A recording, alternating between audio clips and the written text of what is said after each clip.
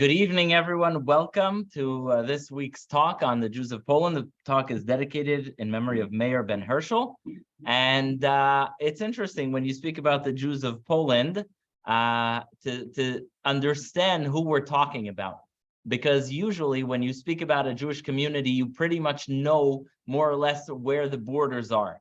But when we speak of the Jews of Poland, because the borders of Poland kept changing so often in such drastic ways, when we speak about Polish Jews, we're actually speaking about Jews who lived in what's today not only Poland, but Belarus.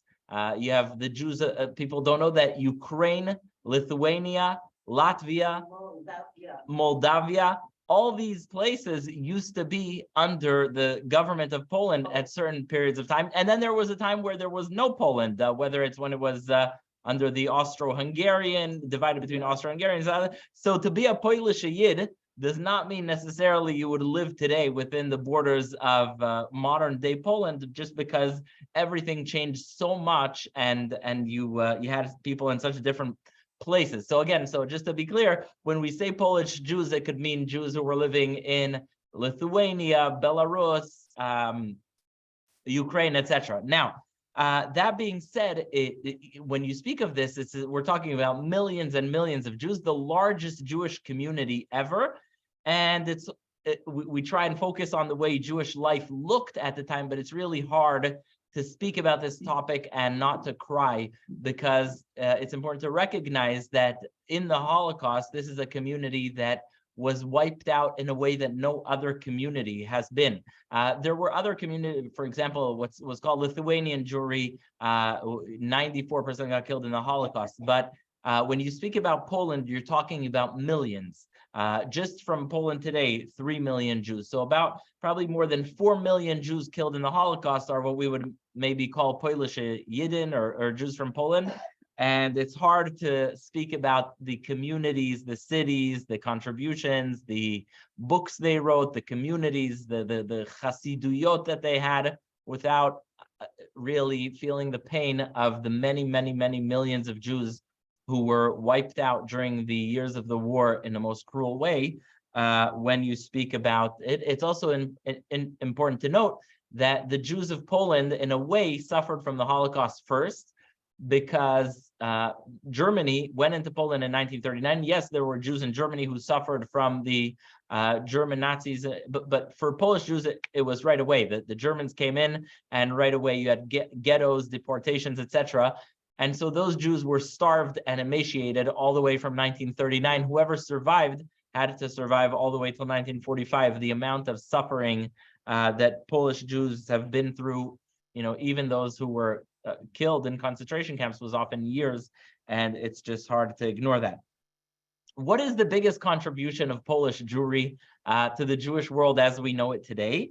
So it's interesting, you have with Spanish Jews, you have their contribution. It's interesting that there's a Polish Jewish author named Avram Levinson, and he writes that the greatest contribution of Polish Jews is not the famous rabbi, it's not a famous author or book or political leader. The biggest contribution of Polish Jews was the masses, the number of Jews who just had a warm, as they call it, a Yiddish heart, a Jewish heart. He writes, behind every kapota was a burning heart with love for every Jew, with love for Judaism. And Polish Jewry really had that.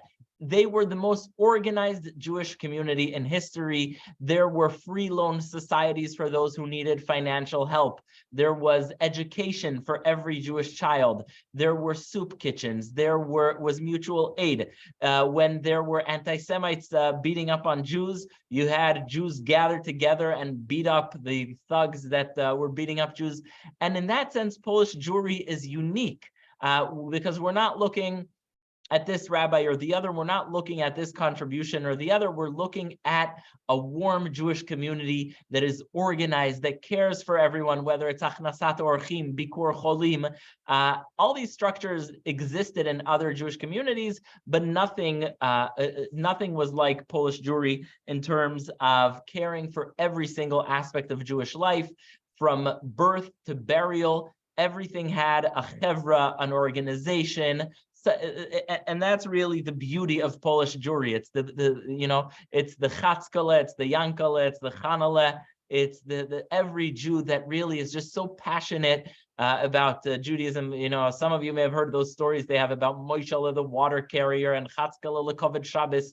Every Jew was as simple as they were.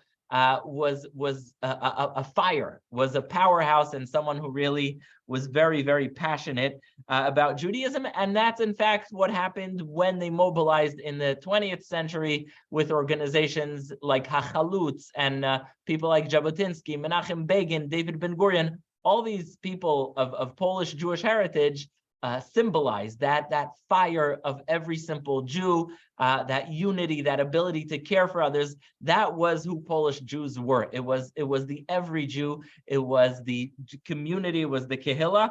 And with that in mind, let's look a bit at the history of Jews in Poland.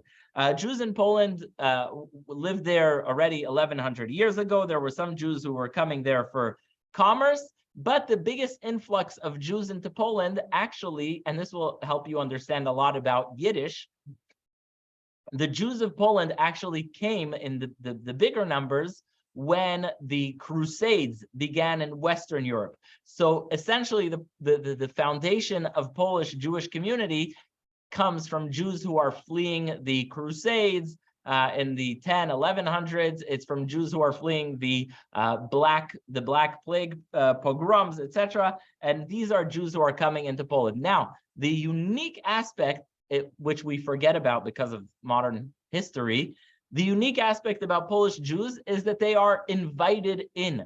And the landlords who are trying to develop Poland, the dukes, the counts, the owners of big portions of land, know that Jews are very good as administrators, and they invite them in. And not only do they invite them in, but they write them letters securing their rights as a minority in the law. So Jews are invited in administrative positions, and they come to Poland on the request of these dukes, kings, and they are asked to manage the country, locally. Now, interestingly, there's a lot of urban legends that really express how Polish Jews felt about Poland. So, for example, does anyone know how to say Poland in Hebrew or in Yiddish? Polish or Polin? Poilin, yeah. So the Polish Jews used to say that it's actually a short for Polin, which means in Hebrew, this is where you should rest. Jews saw Poland as a place for them to rest, as a place for them to relax. And so indeed, life for Jews in Poland was much, much better than it was in Ashkenaz, in Germany and France. In many ways, life in Poland was much better than their brethren in the West. Definitely also later, when you see what happened in Spain, they were better off than many, many Jewish communities. And they were invited and given privileges and great jobs. They were given managerial jobs, manage my property, manage my area, and that's how they come in. The king of Krakow in the 1100s puts in a very heavy fine for anyone who's violent towards Jews, and the aristocracy of Poland really defended the Jews. And the Jews reciprocated by being very loyal to them as well. And so another interesting thing that happens professionally, which will help you understand a lot of history, is that Jews go through a professional transformation. If you're a Jew living in Western Europe, what kind of jobs do you have? Usually you can be a silversmith, a money lender, they ask you to be, the church or whoever it was. You have very limited employment. But the second you come to Poland, you can manage the lands. You can be someone who runs a tavern. You can be someone who manages the roads, the mills, the wine production, the schnapps.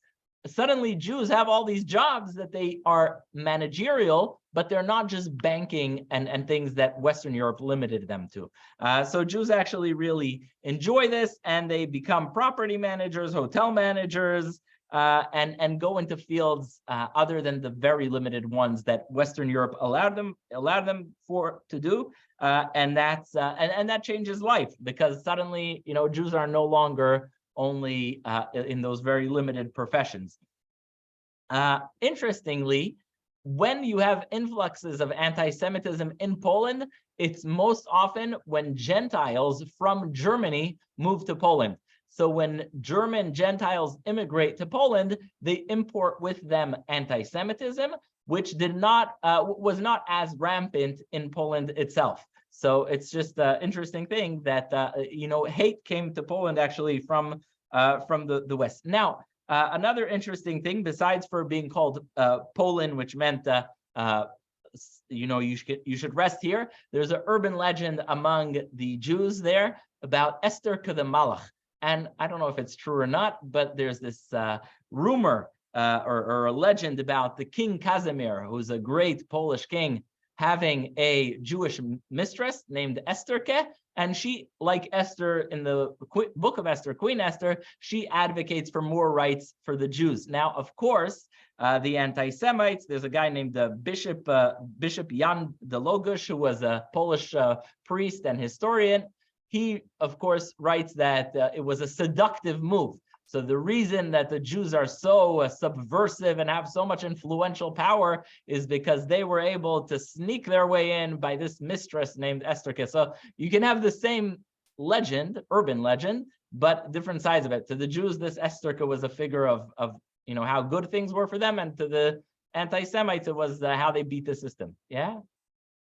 All right, so that's the Jews even had a tradition that Noah's dove put his leaf there, the olive branch. So life was good in Poland. If you're Jewish, life was good. Now, it's interesting. The shtetl, we think of the shtetl as some natural creation. It's not. When we think about the shtetl, we think, must have been a bunch of Jews living in a town together, and one played the fiddle, and one, was a milkman, and one was a water carrier. The shtetl was anything but natural. The shtetl was not natural. The shtetl was the Polish landlords took their Jewish administrators, and they said, okay, you guys can all live here. And it's an extraordinary creation. Why? Because suddenly, for the first time in our history, Jews are not a minority. We are a majority minority town. So suddenly, unlike other cities in Europe where there's a Judenstraße, a street of Jews, in Poland, it's not a Judenstraße. It's not just a street of Jews, but it's an entire town of Jews. It's where the Polish Duke can put all his administrators, accountants, people who are managing taverns. That is the shtetl. So the shtetl is very much a artificial creation, and it gives Jews this amazing capacity that they've never had. Not never, but haven't had for a while, where they are a majority. Yeah? What? You mean in the 1900s? We'll get to there. We'll get to that. But this is early on, way before modern day issues. But basically, the Jews are able to live in these shtetlach, and there's this amazing thing where the Jews can live as a minority, but that's a majority. So you have a town of Jews, sort of like, has anyone ever heard of like New Square, Kiryas Yoel? It's places where you have Jews who are a minority, but they are the majority of their town. And that's not something Jews had outside of Poland. It's a very, very special experience. Now, since the Jews were very welcome there, and the kings and rulers wanted them to stay, they worked with them. And one of the things that Jews had to do is they had to pay a different tax bracket. If you're Jewish, you pay different taxes. How do you collect the taxes from the Jews? So for that, the ruler established something called the Va'ad Arba Aratzot. And it's a Jewish self-governing body that controls, it literally means the council of 4 countries. And its primary purpose is to raise taxes. How? Well, if a king comes to a room full of people and says, I don't care how, but you all have to pay $100 taxes, how do you decide who's going to give more? You can't collect the same taxes from Moshe the water carrier as you do from Yankel the Gvir, the rich man.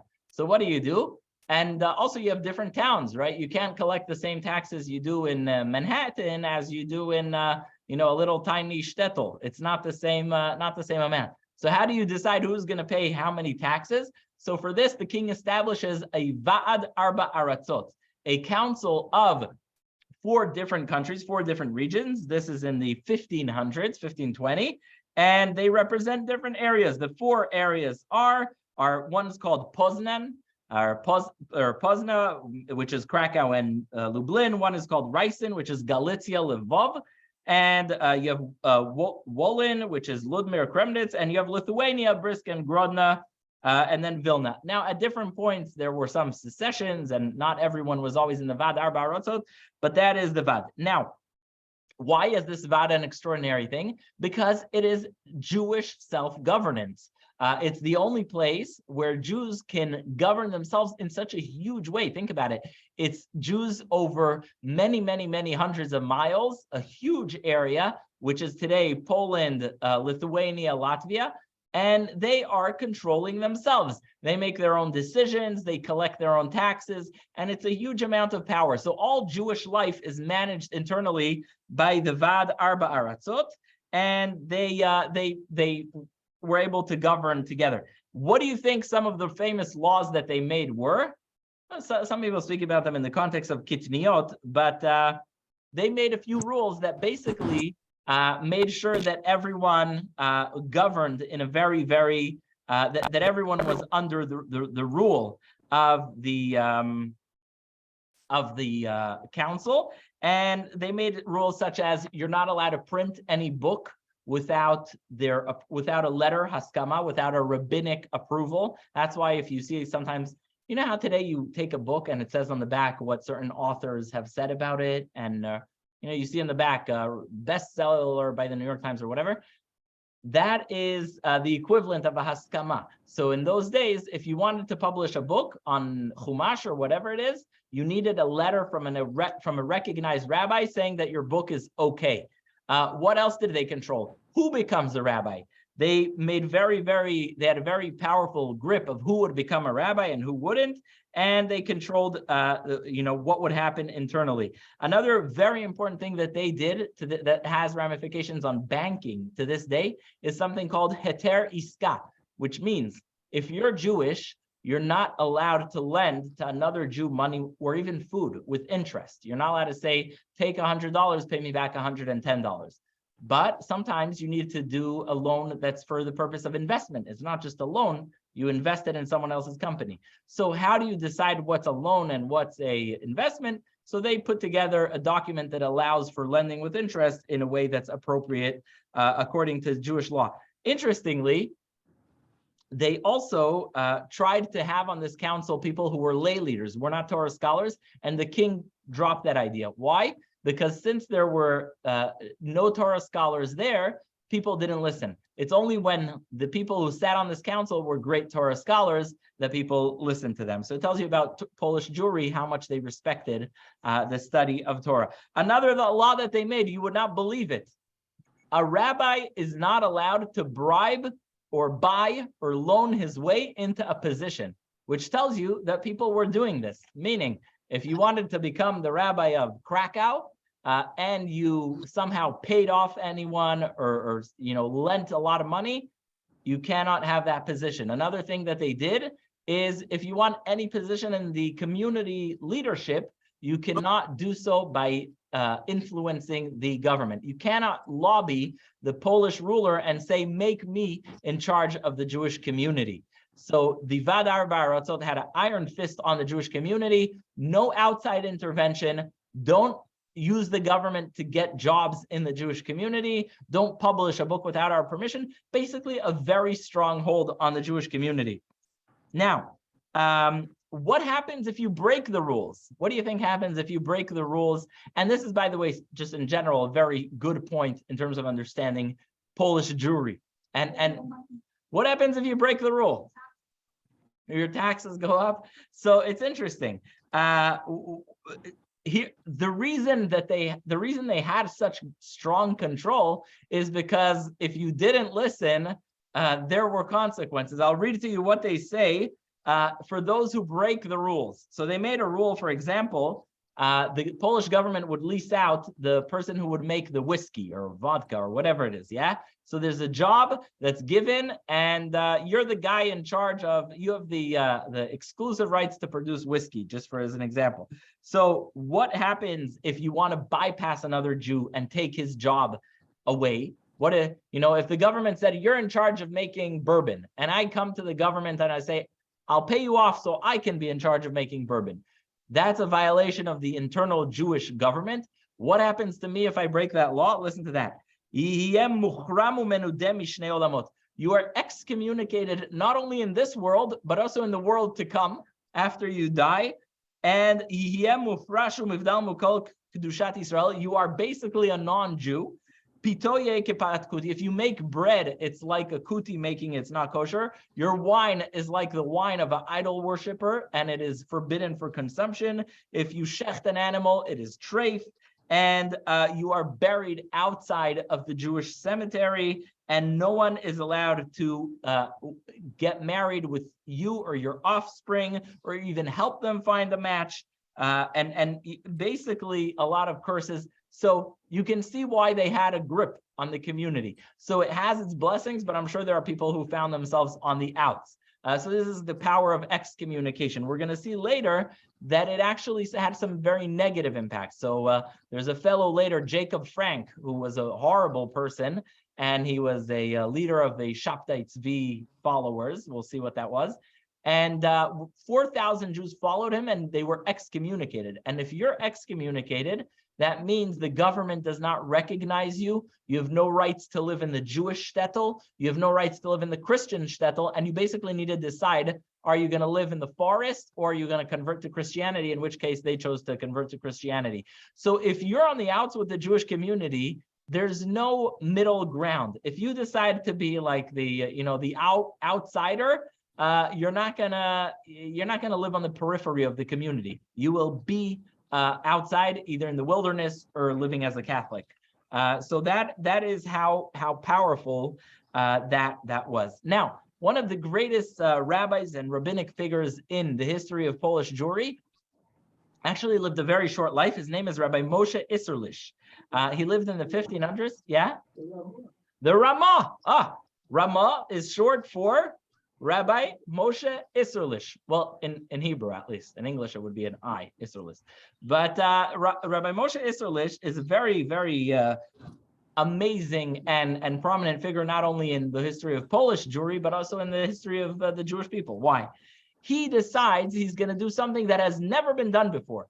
He will codify Jewish law. He's going to write a book exactly what Jews need to do. He will extract from the Talmud only the points that are necessary. However, he learns that as he's doing it, imagine doing such a thing, someone else already wrote the book.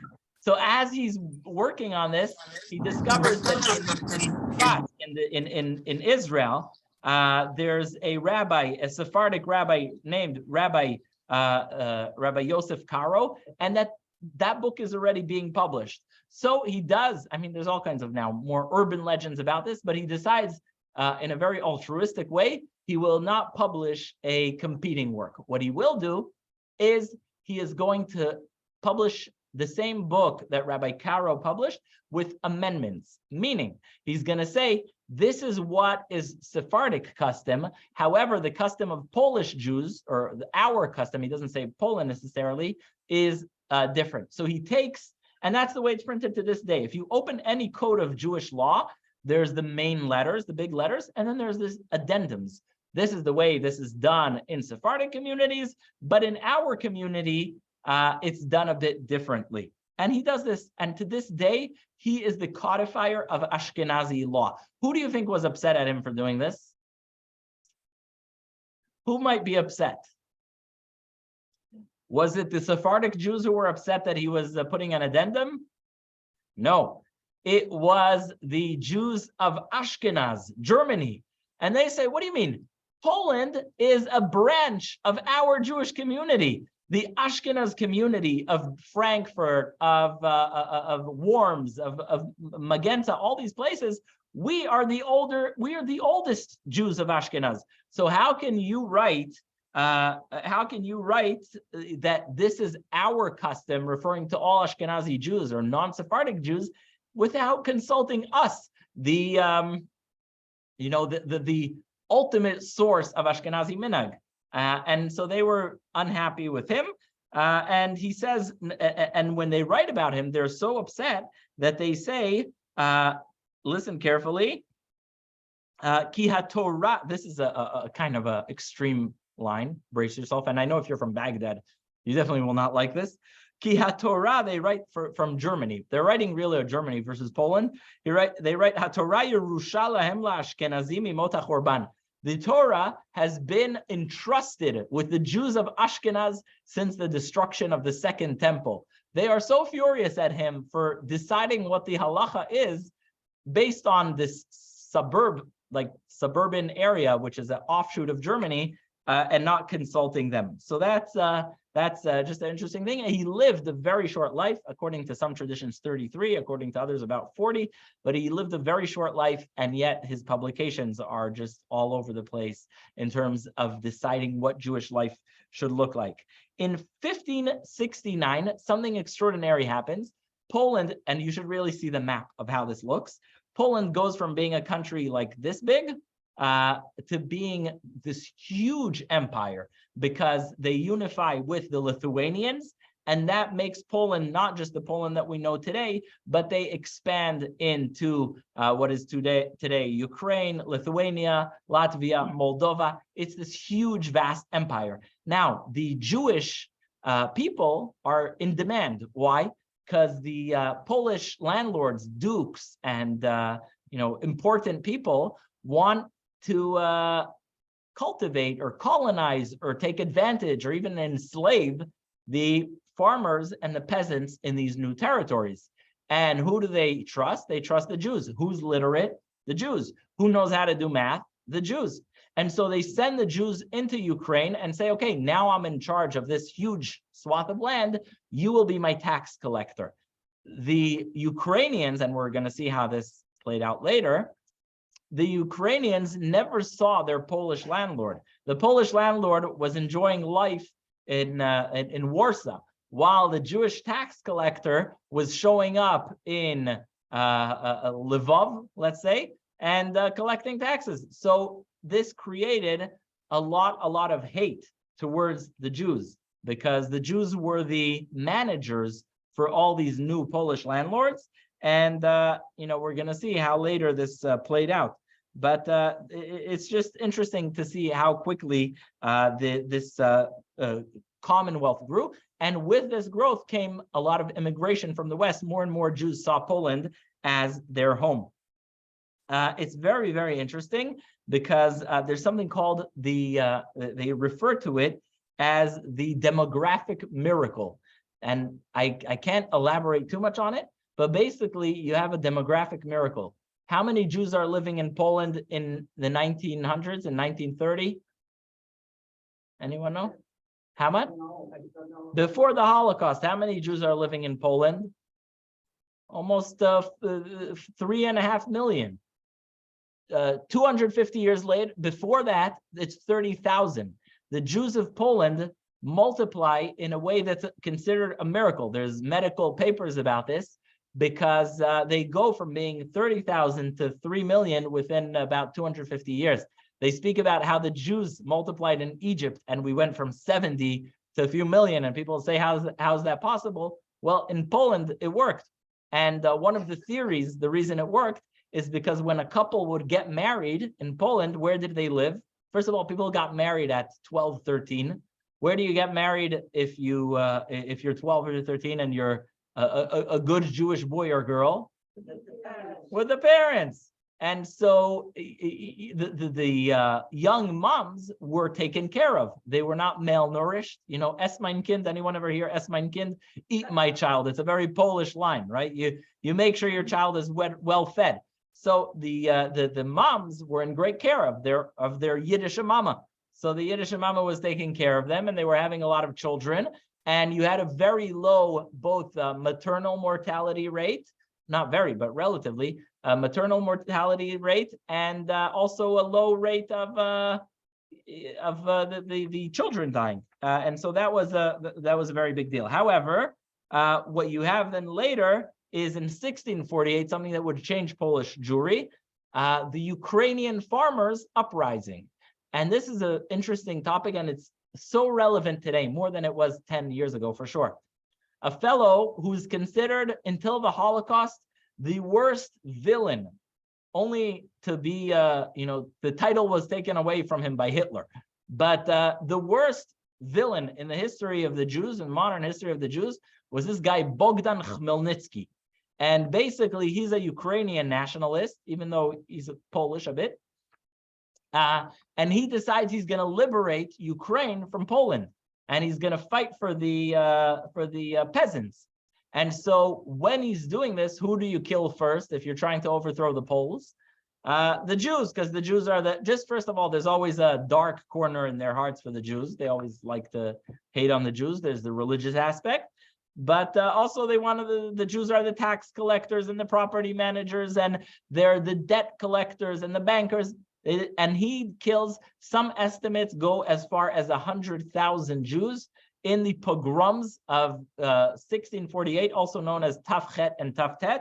And that is something that will reshape Polish Jewry in many ways, not only in terms of the numbers that were lost, but also it will turn people into despair.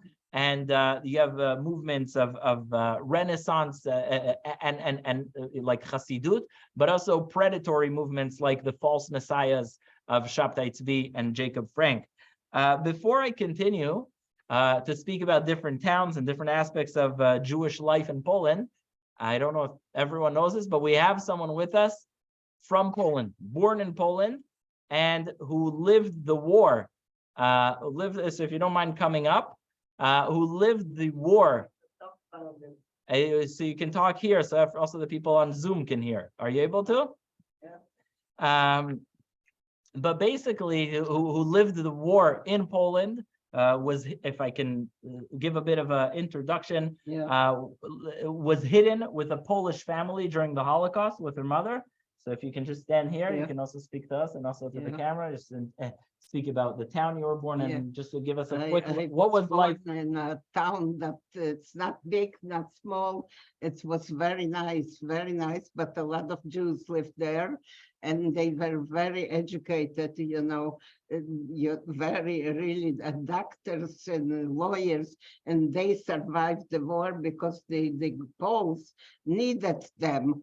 They needed for different things. The doctors, one of my friends, her family saved a family of 4. He was a doctor,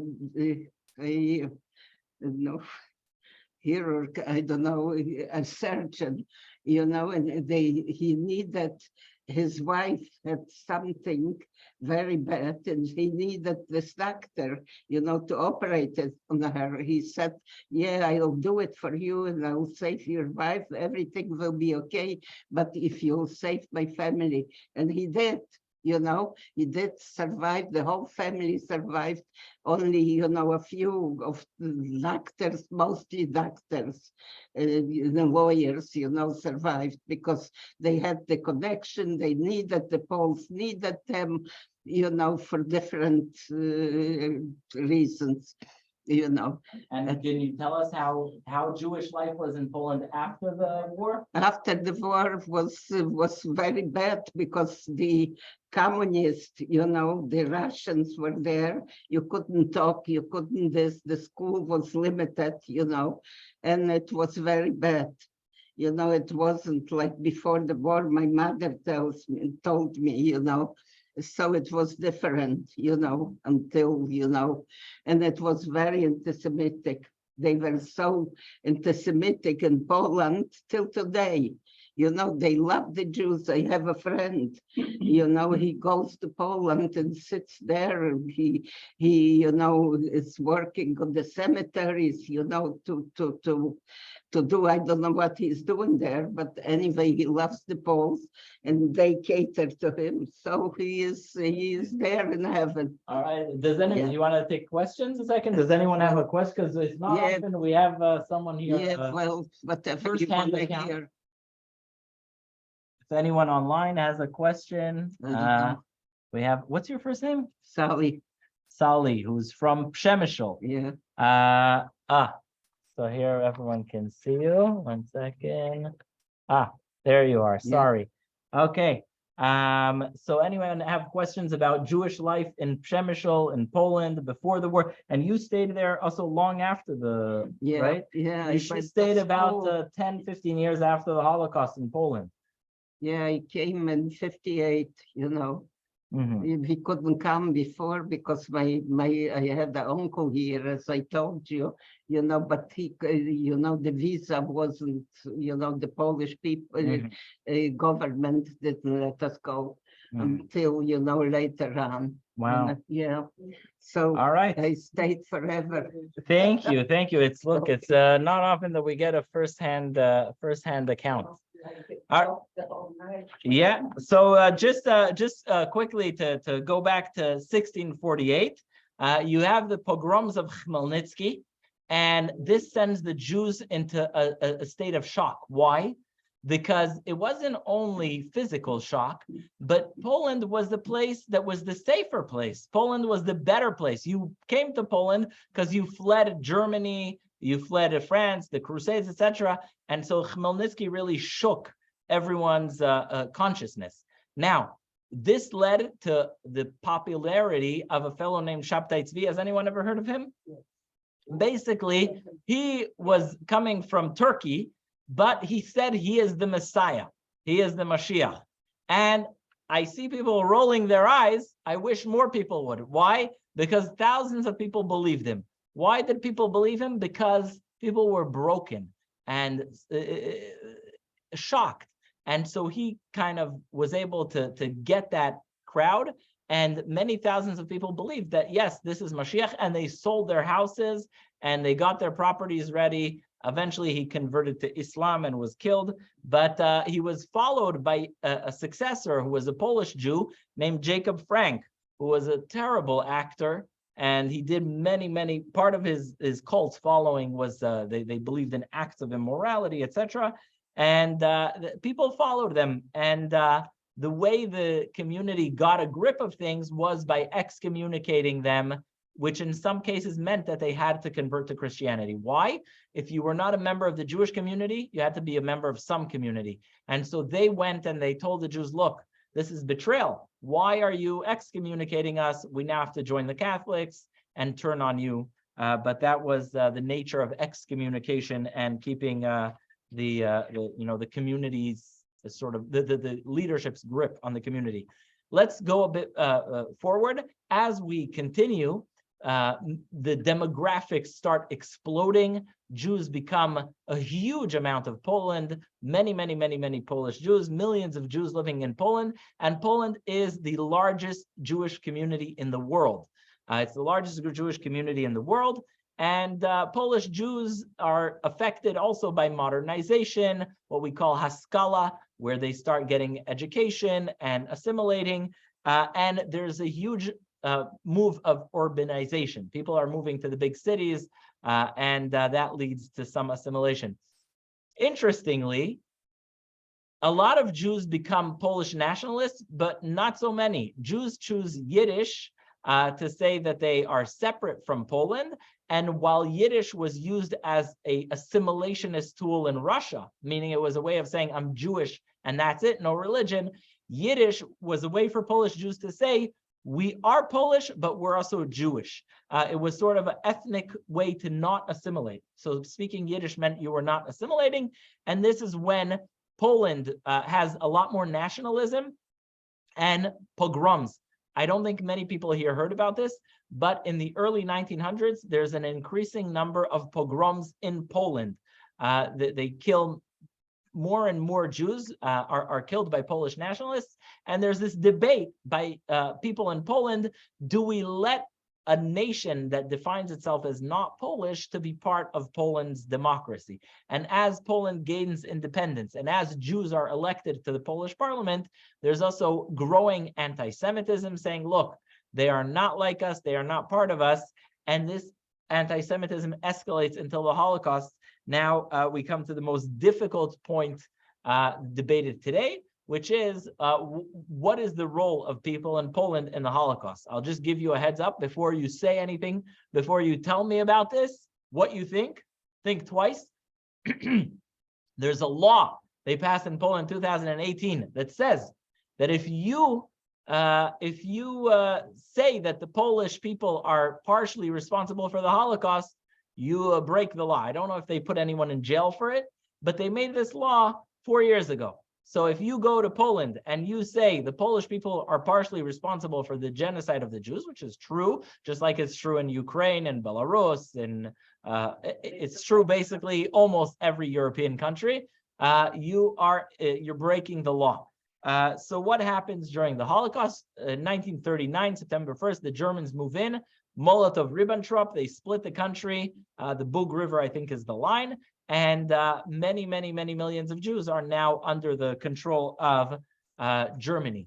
At this time, there are many Polish individuals that help the Jews. I'm going to briefly give the history on the issue. Many, many Polish individuals help Jews. 80% of the calories that come into the Warsaw Ghetto are brought in from outside. The Germans essentially made a starving machine where they would give 200 calories a day per person. And so that's not something that you can live off. And so most of the food is imported from outside.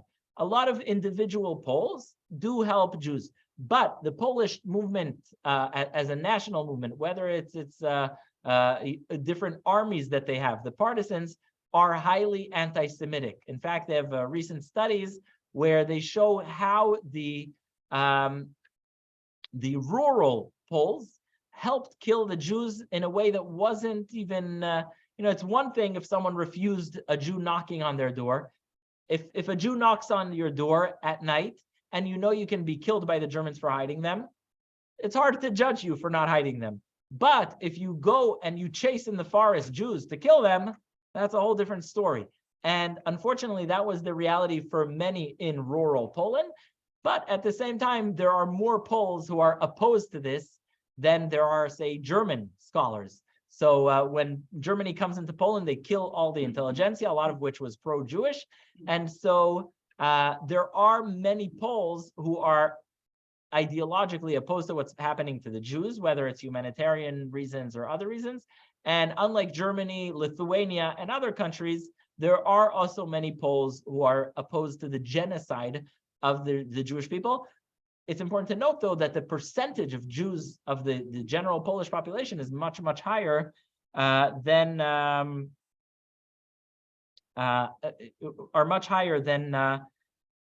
in other countries. This is interesting. There's a fellow named Samuel Casso. He's a professor of this, and he is also famous for his work on the Ringblum Oinig Shabbos archives. Does anyone know what this is? So basically, as the Germans control the Warsaw Ghetto, this fellow named Emanuel Ringblum realizes what's going on. He realizes there's a genocide, and he puts together a group called the Oinig Shabbos group, and they commit themselves to writing the history of what is happening during the Holocaust. They hide it, and eventually it is found. So that's sort of a very, very tiny nutshell of what happened during the Holocaust. Basically, you do have the brutality of the Germans, of the Nazis. You have the fact that the Nazis build most of the concentration camps in Poland. Most Jews killed in the Holocaust are killed in Poland, not just in Auschwitz-Birkenau, but many other camps. But at the same time, you have individual Poles that save Jews. But by and large, you don't see pictures like you see, let's say, more in Vilna, of Jews fighting in the forest together with Polish national resistance. The Polish national resistance is opposed to protecting Jews, and it even jeopardizes their lives. When the Polish government that's in exile in London says, to sort of give itself legitimacy, that after the war, it will return all the property that's stolen from Jews to the Jews, which is a pretty basic thing, they get back feedback from Poland. Are you crazy? We love to have these houses, these businesses. And so it ends up being that they were not kind to their Jews. Worse than that, in a sense, is what happens after the Holocaust. And you know this better than me. The Jews who come back once the Holocaust is over are pogromed. There are many pogroms against the Jews, whether small scale, not many huge scale, just because there are few Jews. But basically, when Jews come back, there's the famous pogrom in Kielce.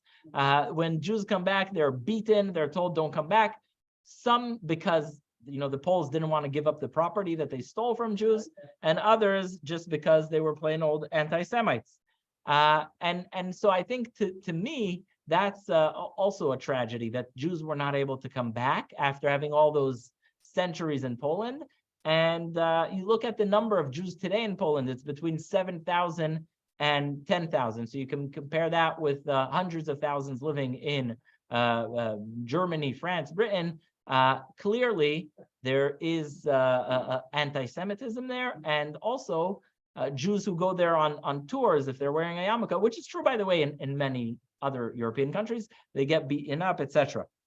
So the history of Jews in Poland is complicated. There's definitely a portion of Polish society that is not anti-Semitic and very regretful of what happened.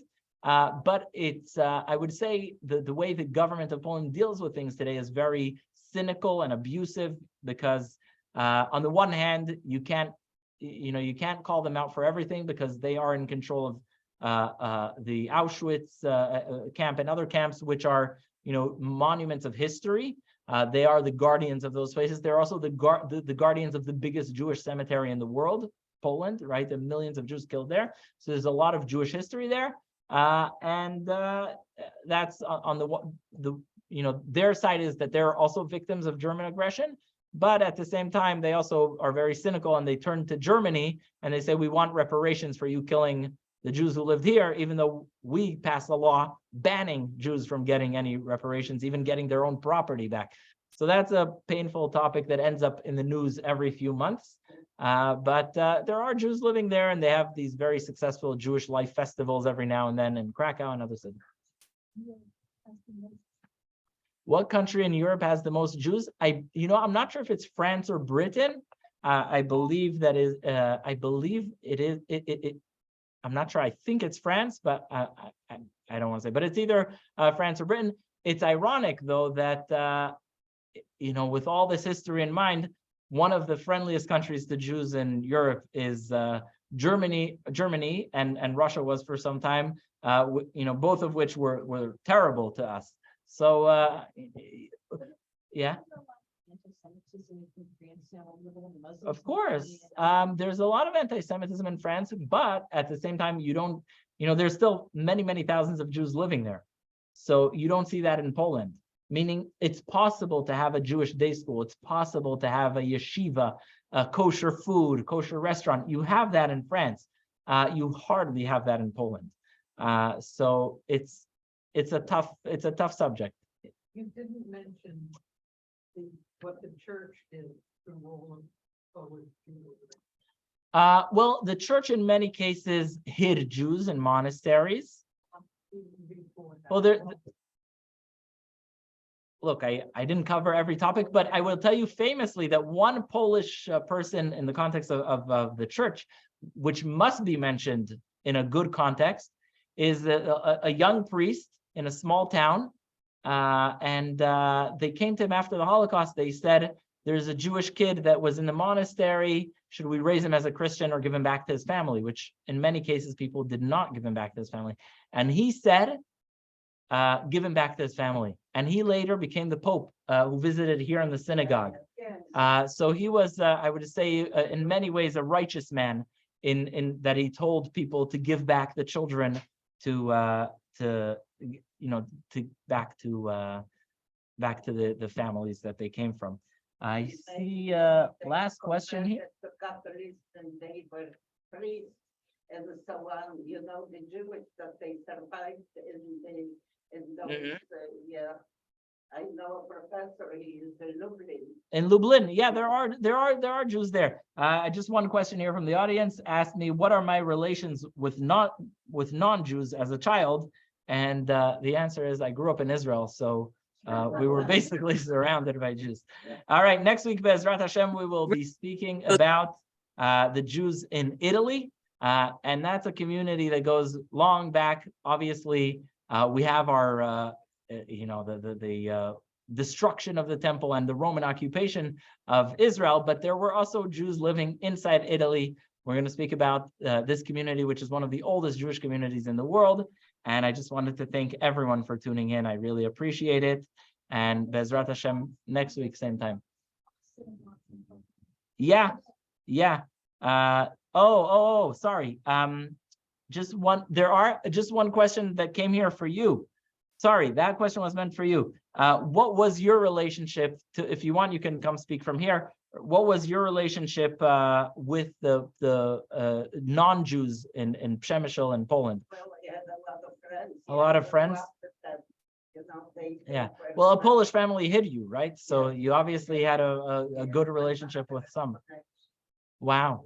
Okay, so that's the answer. A Polish family saved their family. Yes. All right. So that look, Jews in Poland, it was always a sort of a complicated relationship. They were in many ways closer with Polish non-Jews than Jews in other communities with Gentiles, but then also a lot of times the anti-Semitism. You lived together side by side. That's right. Yes. No difference. Same thing. Wow. Beautiful. Yeah. Professor Yafa Eliab was hidden, and her mother was killed after the war Mm-hmm. in a pogrom. Wow. Really? Yafa Eliach's mom. She lived in this. So I'm just going to repeat that. So Yafa Eliach's mom, she's from Aishishok, which is close to Radin, where my family's from.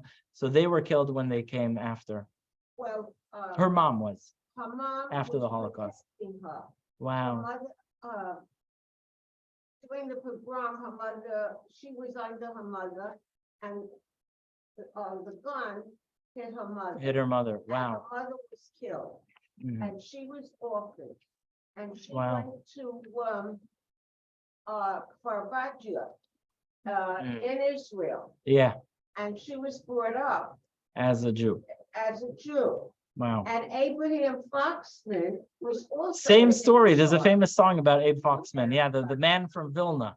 Yes, that was Abe Foxman from the ADL.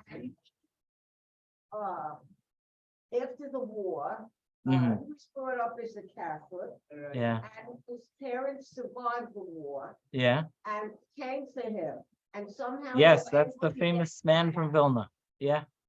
And, the rest is history. The rest of But the they weren't going to give him back. No, they did not want to give him back, but the family asked a few times. Yes. All right. Thank you, everyone, for listening. Thank you for joining us. Thank you. Thank you.